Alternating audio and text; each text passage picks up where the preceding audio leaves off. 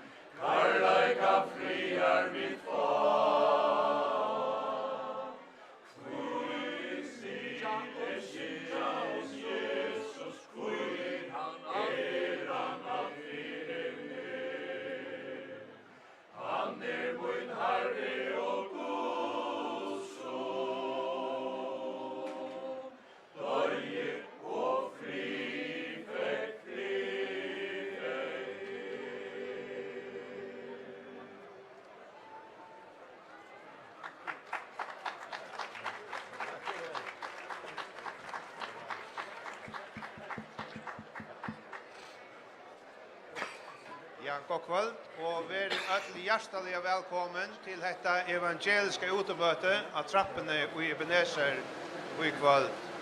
Vi får ha møte nå i den neste timen eller så, hver vi kommer å synge sammen, og vi kommer å høre omkring bådskap ur skriften i Øysene. Vi har just nå hørt mannskåret i Ebenezer sunge, og mannskåret i kvöld under løslig av Olav Jøkladal og Eli Smith. Vær alle hjertelig velkommen, og jeg skal nøyde høve til at innskje dere øtlån en gaua Olasøko. Vi skulle letja løtna framfor i Herren og i bøn. Gaua feir okkara, vi takkar der vi henta møveløyga vi få atre kvöld, at kunnskjere evangeliet om kraftgods til frelse for kvantan som tror, Herre. Vi takkar der fire at alt av nøye det frelst vi trygg, og til ønskja tykkun sjálvun til gava Guds. Vi takkar der vi hesa gava, at så elskar jeg til heimen at du gav, sånn til Jesus Kristus, for jeg kvart han som tror han, ikke skal fortapas, men heva et evet liv, Herre. Til hentan gaua bådskap vi vilja bæra til landsmenn okkar i kvöld, og i sanje og talo og vittnesbori, Herre. Signa det til gjørstene til bia vid i kvöld, signa sanjen og alt det som skal komme fram, og talen er øysen i Herre. Og signa hver sal som er kommet sammen her i kvöld, og signa hendan boi øysen i Herre, og hesa høgtøy vid er sammen.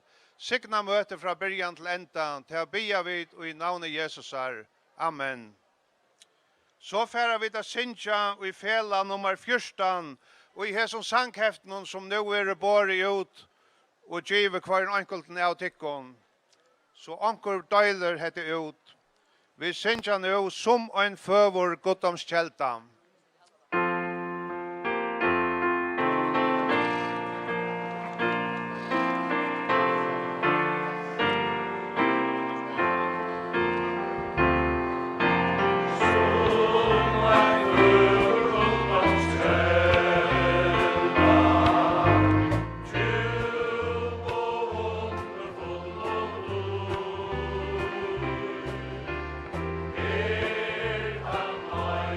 Oh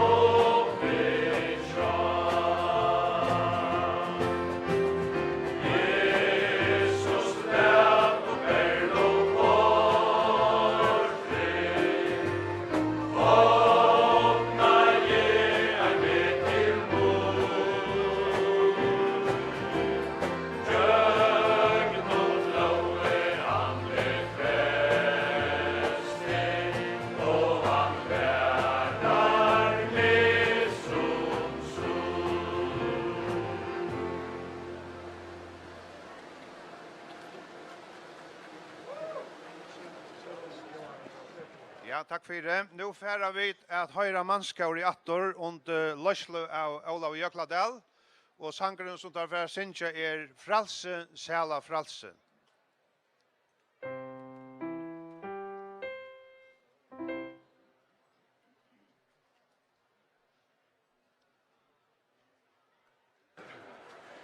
Frelse, sjæla frelse, Sintja, Sintja glad. All Guds folk og i førjun, ja, bak førjun sted. Kristus sigur svakan feldi han, træla bunda salen dur frelse fram. Ika krossen sutt Guds lampi henga her, sursta kvöl og puin og sursta skomman bär. Frels nu sjálvan til, för Jehova men han takte okkom han elskar Komet ui at Gudsbøn, tætje nu at der. Komet vi ui strøye, fine Kristi sær. Vi luja sigur skrulan han skal prøya som hevur hold fyrr. Tui vi vilja brøvur, prøysa gode her, standa hans søgjum, bea dævur her. Reise tui ui døna førjun sted, krossens merke læte at suttja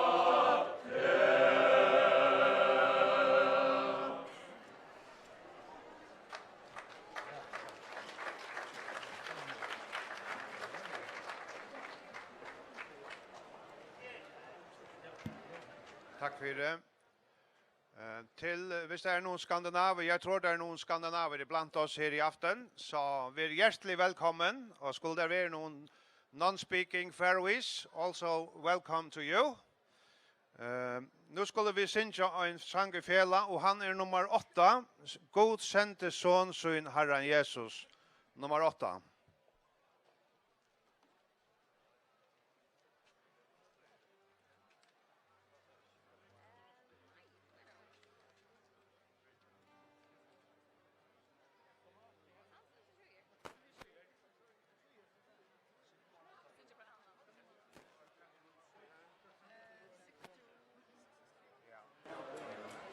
Nummer 8 til Sikle til Løfsens i stormande hav, til han vi synge nu.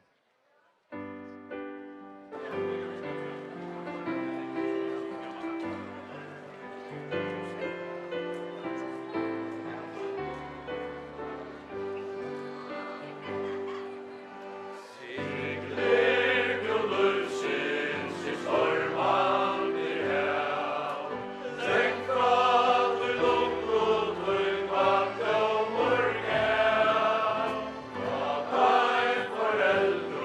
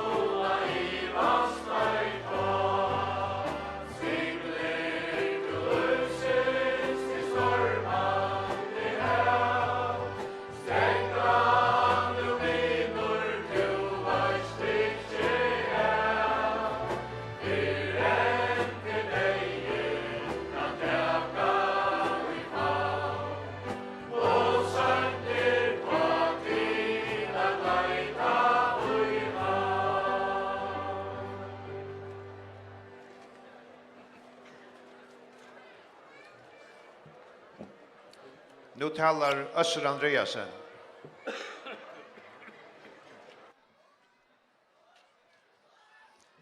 Ja, god kvöld.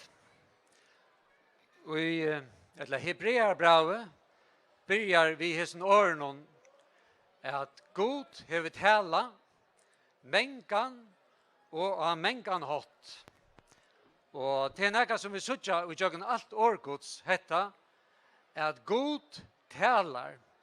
God innskjer at koma av tal, vi te og med, og han er nekka si okk. Og vi sutja ærastan i år i Guds åre, hetta han sier, tu i øyra hever høyr te som anden hever a sia. God innskjer at sia okko nek. Vi sutja hetta, at God han talar jøgnen sitt skaparverk, han talar i jøgnen sitt år, han talar i forhånd jøgnen sina profetar og apostlar, og han talar til okkon jøgnen Guds folk, og så vidare, så vidare. God innskjer at tala til tøyn og til moin. Og i hoks med til, hva det som God innskjer at sia vi til? Hva det som han innskjer at tala? Jo, det som God innskjer at sia vi til og med, det samme som han sier for 2000 år siden, da han ferreist her av folken, og han tar seg ved folk. Og i hoks om til ferien, da han møtte Nicodemus av natt, så sier han ved Nicodemus i årene, Nicodemus, du måst føast av nutjen. Og han sier så ved Nicodemus, sannelig, sannelig, sier det her, verur ein ikke føtter av nutjen, kan han ikke suttja rujtje Guds. Og Herren Jesus forklarar Nicodemus etter her, han forteller honom om hvordan han forteller honom om hvordan han ble født inn i en heim, gjør noen maursøyna, en likamlig føying, og han forklarar honom Nicodemus, du har bruk for å være føtter omanfra, en andelig føring, å være føtter av gode, å kunne være kattlet over et godsbad, og at du kan be til god i himmelen som tog feir og høyre honom til. Og i hokse med det, hvordan kan hatta gjerast en verleidje for det og for meg, at vi kunne bliva godsbad, at vi kunne kattla god feir okkara. Jo, Jesus han forklarar Nicodemus vidare, og han forteller honom til gamle søvna om Moses som reiste kåpararmen opp ut i øyemørsene til en gammel søva i det, og det var eisen en gammel søva av Jesus er døven, til han hendte lengt åren Jesus var født. Og han fortalte honom et her, hvordan de som vendte egene av kåpararmen, hvordan de ble bjerget. Og Jesus sier ved Nicodemus, kjøtt så for menneskesønneren er være hongt og en kross, og de som hittet han, de skulle være bjerget. Og så leser han, eller sier han i årene, som er de mest kjente årene i alle bibelene, Johannes evangelium, kapittel 3, og vers 16, det som vi eisene kallar for den luttla bibelen, og i som versen kan man si er öll bibelen akkurat som kross saman. Og han sier vi Nicodemus, «Tog så elskar i god heimen, at han gav sånn søgn hun einborna, for at hvert han som tror han skal ikke fortapast, men hava evigt liv.» Og han forteller Nicodemus at her, Nicodemus, du har bruk for Jesus. Du har bruk for krossen, du har bruk for blåen. Og det er det som vi sier i Orgos hetta, er at vi kunne ikke komme utenom Jesus. Jesus sier selv her at jeg er veveren, sannleiken og løyve. Angen kommer til feiren utan vi mer. Vi ikke eller det ikke om at man kan komme æra veier utenom Jesus, eller utenom krossen, eller utenom blåe. Men det omøvelig. Paulus sier i Galaterbrevn 2 heter at verden er annar vever, så døye Kristus til ånds. Hvis det var negar annar vever vi kunne bli bjarga på, utan i jøgnen Jesus og Golgata og blåe, så var det ingen grunn til at Gud sendte sånn ut av Golgata. Men Gud sier det her, det ingen annar vever. Du så hei Kristus døy til ånds, og det gjør det han ikke. Jeg leser jøgnen Orgos hetta at Gud så avhårig av frelse okkon. Hvor Gud avhårig av bjarg okkon og av frelse okkon? Jo, til jøgnen alt Orgos så gjør vi det her, at Gud hever omsorgan for okkon. Han elskar okkon, og han innskjer okkon det beste. En ærefer så leser vi det her om en høgtøy, at Jesus stender fram, og han sier det her, kom til mun, öll tid som strevast, og hava tungt av bæra, og jeg skal djeva til kong kvillen. Jeg trykker ikke Gud for å tega alle trobeleggene til åkken vekk, men Gud innskjer å komme og fylgjast vidt her til åkken løyve, og han innskjer å djeva til her kvilt og fri, og i tynnar sal. Og jeg husker om han vittnesbord, som de som har vent eia av Jesus djeva honom, og i tjøkken Orgods, husker om det som David sier om Herren, at han drar meg opp ur undergekksgrøvene, og han setter føtter mine av kletten. Og jeg husker om hvor så godt dette å få føtter sine setter av kletten. Og han sier eisen med til Herren, at han gav honom en nødjan sang og i munnen, og til det som han eisen ikke har djevat her. Og David tåser ærestand i Salm 21, det skal enda vi etter. Han tåsar om hvordan godt det å høre Herren om til. Han tåsar om Herren som hyra sønn, om Herren som leier han ut av de grønne angenar, ut til kvildar vøtt, og han taler eisen om der torfer tøynar. Han sier om så skal genga og gjøk noen del deiskogans, så øttes i anskilt, tøy tuar svimmer, kjepper tøyn og stavmån, tar fylgjad mer. Og han gleder med her. Hva det som han gleder om? Hetta at Herren, han hyremån, og han innskjer eisen hetta at bliva hyretøyn. Måtte det være så kveld at du vendet der til hansara, og at du bøkte dine knø ved Golgata kross, du takka i honom for hva han gjør det for det, og du valgte at fylgjast vi honom jøkken løyve, og han skal gjeva til et nytt og et godt løyv. Og Herren sikna til det. Amen.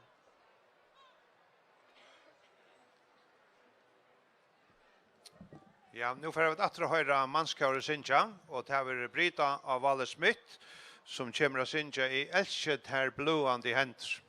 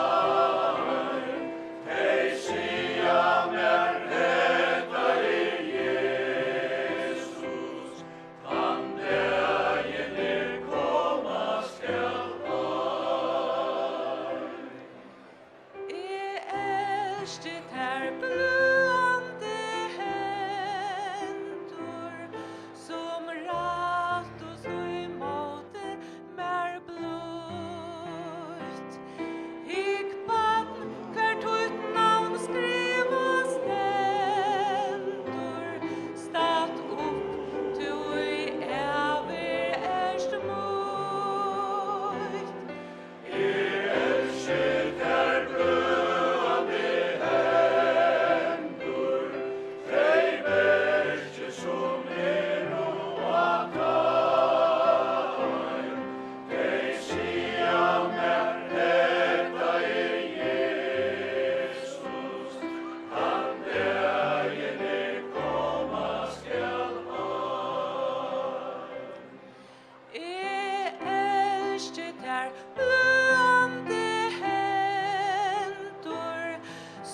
glätt och här sorgen var stor. Som frälst och som grött och som rast och så sjuka och nej borstor får.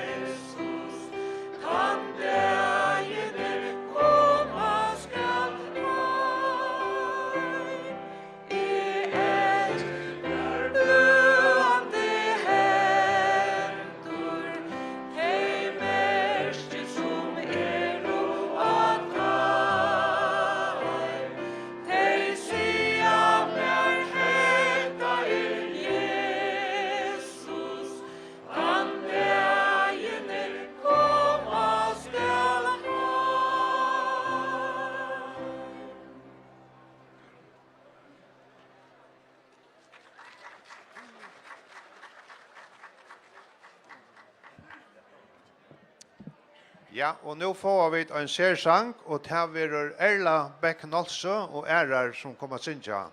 Gjør så vel.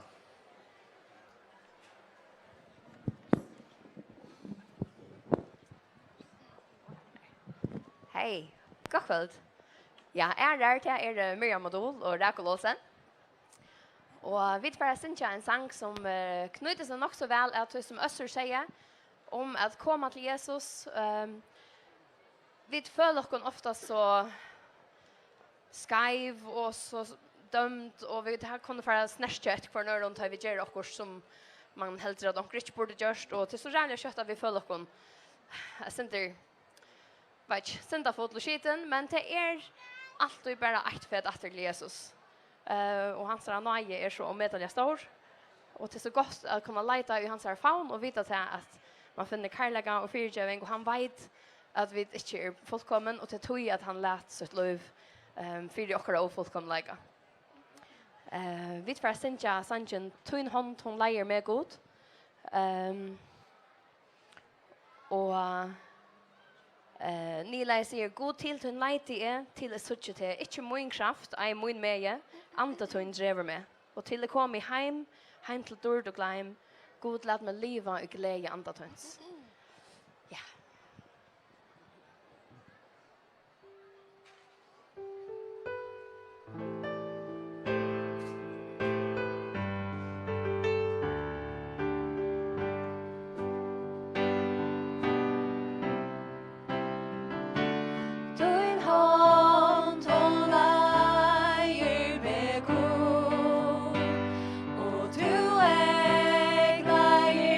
Kvans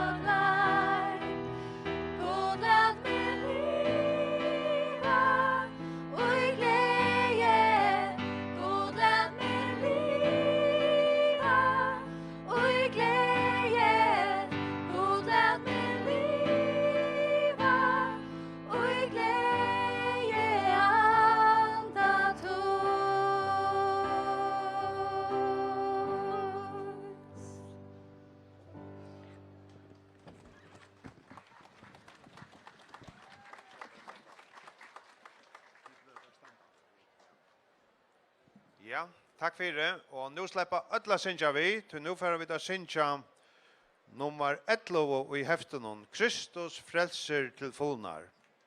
Nummer 11.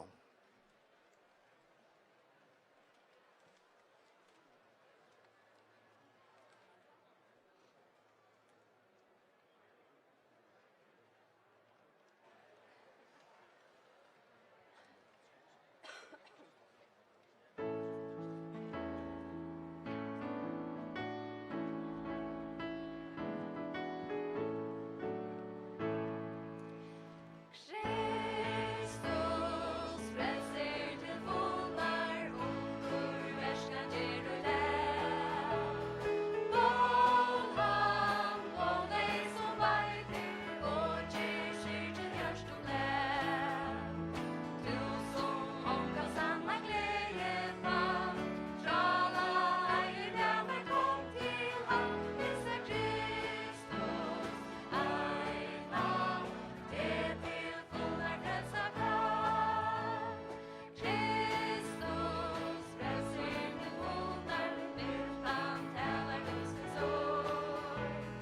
Leinar etter til fallna, ger det han som bor i sår. Ei vår det vi navnet kallar han, ger det han og folk til frelsar han, kristna Kristus, eina, det til fullnar frelsa kan. Kristus frelser til fullnar, virster ljós i sal og sinn. Løyve byrjar av utjo, som Jesus kjemur inn. Alt det søtt er i honom fann, alt du vinner vi å bølja han, kristna Kristus, eina, det til fullnar frelsa kan.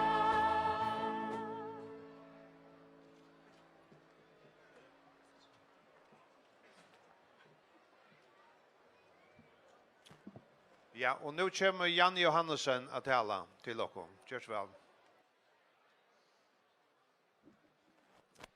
Ja, god kveld alle sammen, og god Olasøke. Og jeg kan vel glede seg at her, en dag så bøkte jeg meg ved krossen som Øssur tar seg om, og nå kan jeg si at jeg er en frelsta sal. Og så kan du kanskje spørre, kan du si at jeg, og jeg er ikke nok så arrogant, jeg stand og sier at jeg var en frelsta sal. Det vet man kanskje ikke før en man er stigen inn i degen. Men ut fra året gods, fra Bibelen som er året gods, så kommer tydelig og greit fram at vi er en frelsta sal, vi som har bakt dere ved kross. Mitt annet i Apostlasøvne kapittel 16 og vers 30. Det er som en fengavoktare som man kan si har vært arbeids, og som har vært hver fengar kommer inn. Så var det kanskje arvekaniner som sunker god og lovsång. Som sunker god og lovsång. Han får til der, så kjente jeg at fengavoktaren han får til der, Paulus og Silas, og lette der ut, og sier vitt der, herrar, hva skal jeg gjøre for jeg kan bli frelst? Hva skal jeg gjøre for at jeg kan bli frelst? Han var kommet i svalar nei, og han setter fram en alvarsamma spurning, som kanskje anker her strøyest vi i kveld. Hva skal jeg gjøre for at jeg kan bli frelst? Og nu sutjar vi i nästa vers nun, hva er sværa i. Hva Paulus og Silas sværa i pengavoktaren som struttest vi er her. Her sier han, der sier han, trygg av Herren Jesus Kristus, så skal du være frelst, to og hustut. Trygg av Herren Jesus Kristus, så skal du være frelst.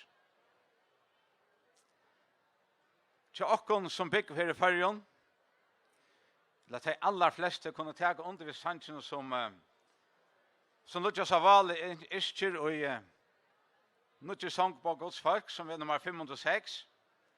Så lengt jeg kan minnas, så har vi hørt om nøye og frelse og fri, om god som sin son gav vi okkara sted, og alt er vi okkara li.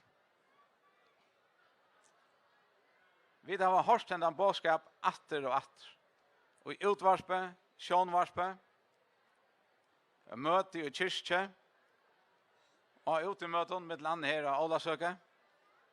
Og hva gjør vi til vi hender en bådskap? Sier vi, jeg har gått tog, jeg kan vente at det her skjedde. Da er det kommet ganske langt opp i årene.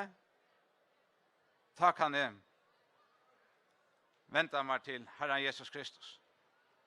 Men akkurat disse her vil jeg eisen avvære i måter og i Bibelen. Og Jakobsbrevet kapittel 4, vers 14 sier han, tid som vita ikke hva det morgen for at henta, hva er løyvtikkere. Tid er jo som røyker, og i sast lytla stund, og så er det bort. Og så er det bort. Vi eier ikke morgen der. Vi kunne hava atlaner om imist, hetta og hatta, men vi eier ikke morgen der. Vi eier løtene nå. Så til at få hette avgjørst nå, til man sier at i hesen her løyven noen, at vi avgjører hver vi være og i avgjørleikan.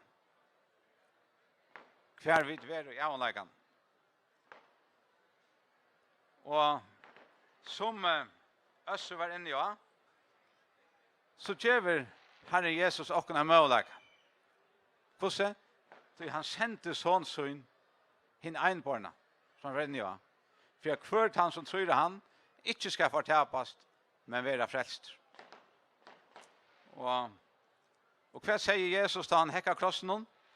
Han sier, det er fullgjørst. Det er fullgjørst. Fyre te og fyre med. Det som vi skulle gjøre er at trykk på Herren Jesus Kristus.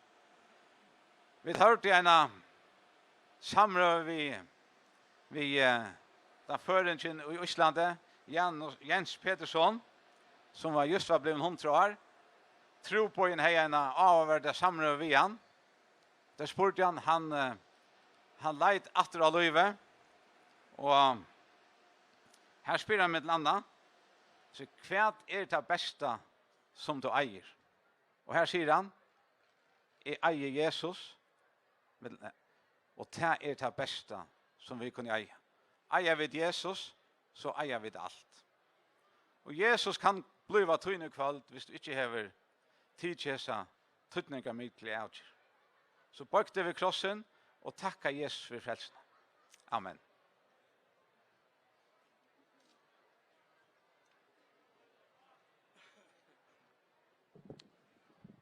Ja, nu synes jeg vi i fela nummer 6, hever to og Jesus har om funnet fri.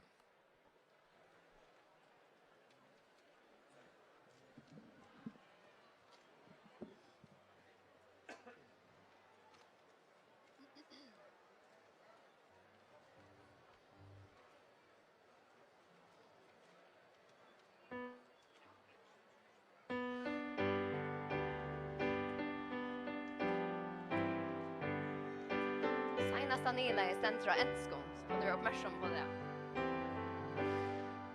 Hever du og Jesus er om funnet fri, er du i blået og satt på da.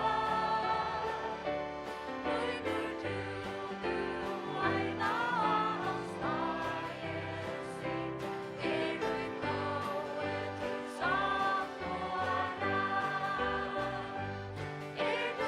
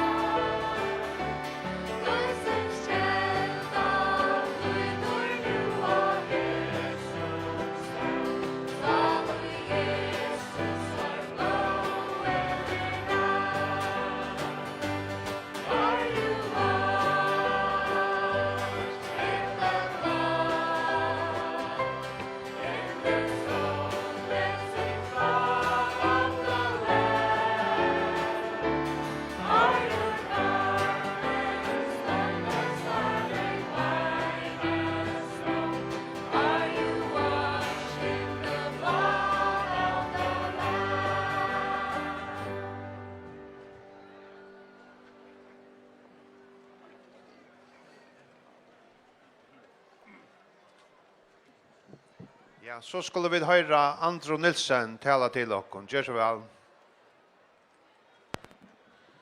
Hej tid, och god kväll och god ålasöka. Jag vill bara vittna för tikkon att det som jag nämnde nu om att jag kan outgör, att jag har tidsen outgör, att jag har tidsen outgör om att fylja Jesu, och inte bara till ham, jag har tidsen outgör om att tidsen mot Jesu och att han ska vara min frälsare, min herre och min löve. Och det sen så greit i Rombraun kapitel 20 vers 9. Tu into munnen jottar Jesus som herra och trust i hjärtan att god räschen upp från hindejo så skall du vara frälster. Och det är så stort och det är så greit, men det är så allvarsamt. Att jag är tids mot Jesus Kristus så jag tackar honom för det här verk han gjorde av Golgata för mig. Att han gav sitt liv för mig och för det och för åkara synder. Och ta jag tids mot Jesus det är bara en outgör, men det är en outgör som avverkar allt mitt liv och alla mina framtid. Så jag kött som jag tids mot Jesus Kristus så är han inte bara en frälsare, men han är min frälsare. Men han är min mästare och min herre i min liv. Han är min nummer 1 och man kan säga i min liv. Och eisne, ja, han är god och han är inte bara en god som är till, men han är god som är livande och som avvarskar med och åkara liv.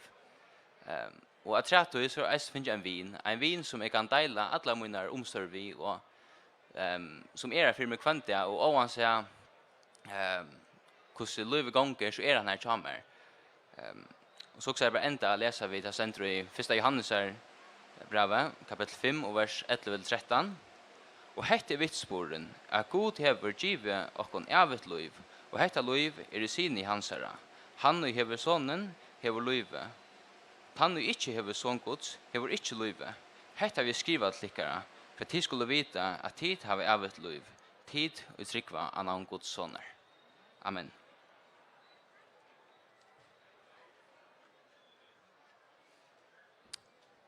Ja, vi hörde en av unga mannen just nu säger att han är tidsen outgör. Och så läsna är det att många av oss som stannar här. Och så är det mannen och kvinnor som stannar utanför mig här. Vi tar all tidsen outgör att ta emot Jesus som okkara herra och frälsare. Och vi har en sang som inte är i bland, men jag håller de flesta av oss doan. I har Jesus valt att fylja. Lät oss synja att han sanchen. Og medan vi synkjanda sannsyn, så kan du sjálfur eller sjálv teka en avgjør om at velja å fylgja Jesus. Jeg har Jesus valgt å fylgja.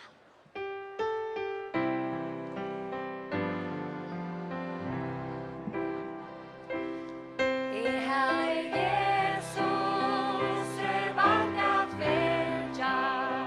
Jeg har Jesus valgt at fylgja.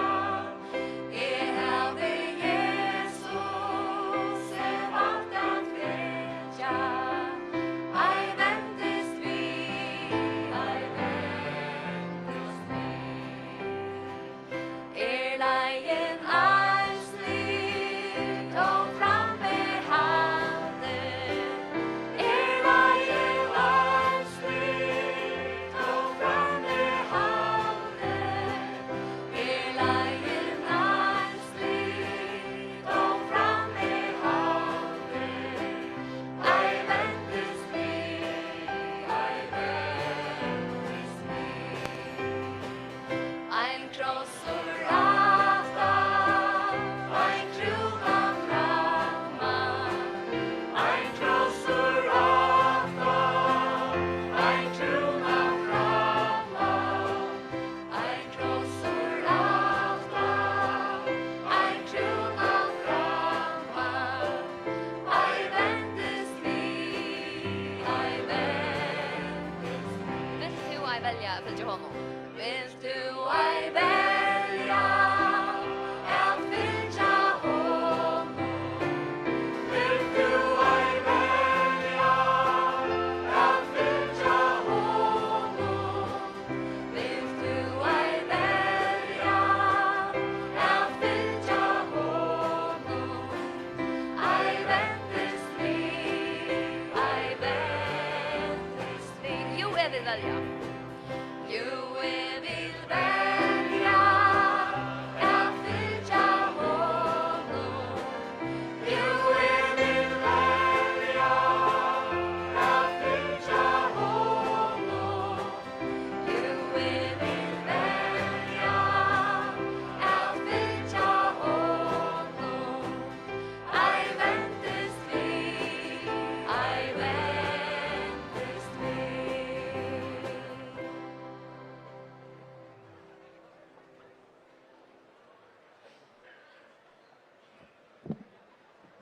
Ja. Anki utemøte av trappen i Ebenezer utan at vi høyrer Svenning av loftet, og han får mikrofonen nå. Gjør så vel, Svenning. Ja, det jeg så glad for at jeg kunne stå her så mange år og kunne bore evangeliet fram. Det er også om et liv, også om det jeg bor her nere av Husabrik, for så mange år søgjende som en unge med Strutter seg den antallige spurningen, du frelster, øy du liv i god, eller øy du ikke liv i god. Og så åpner jeg bøkene. Og det vil jeg si at jeg kan her åpne bøkene bøk. Her er liv, og her er glede, og her er fri å få.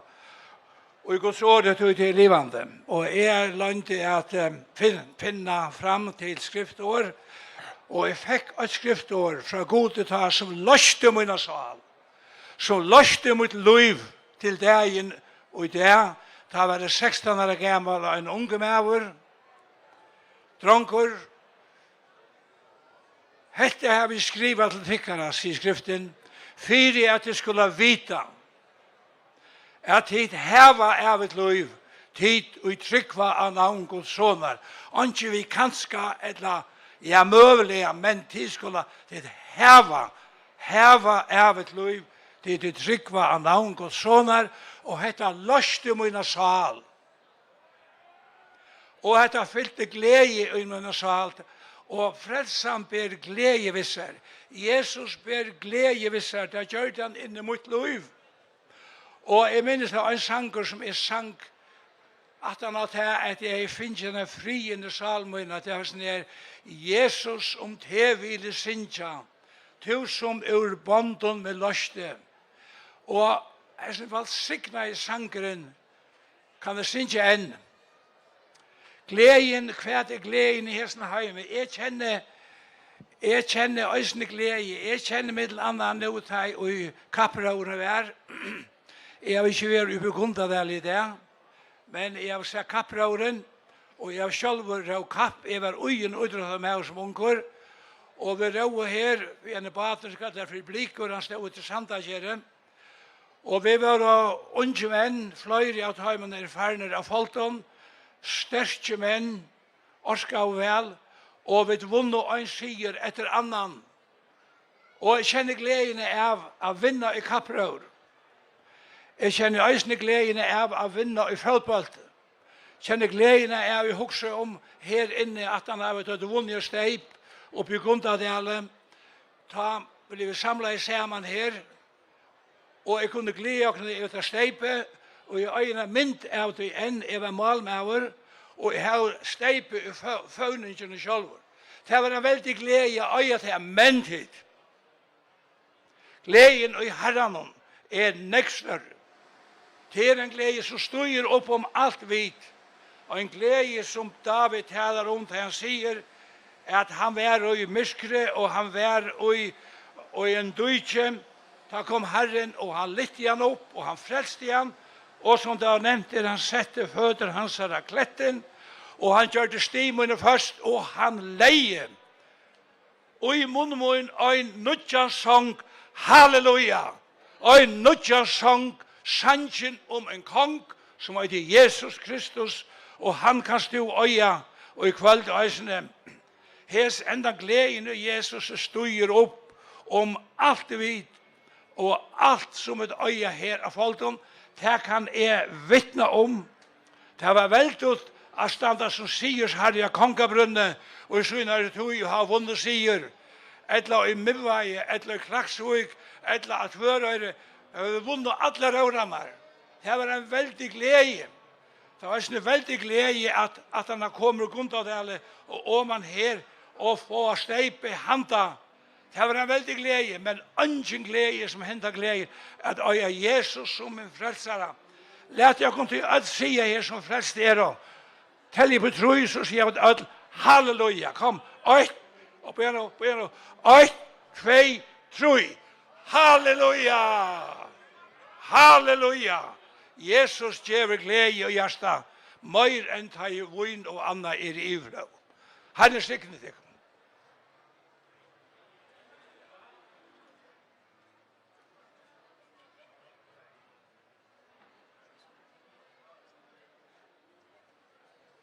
Så synger vi nummer 2 i fela.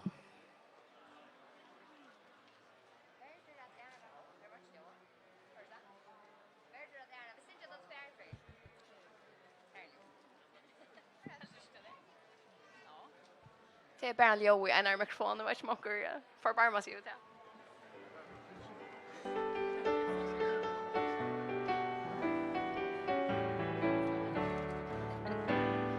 Verður at æra og verður at lova og verður at prisa han. Verður at æra og verður at lova og verður at prisa han. Han hevur frels med kjøtt og landsens stora blå. Truja anda mor. Verður at æra og verður at lova og verður at prisa han. Verður at æra og verður at lova og verður at prisa han. Verður at æra og verður at lova og verður at prisa han. Han hevur frels med kjøtt og landsens stora blå. Truja anda mor. Verður at æra og verður at lova og verður at prisa han.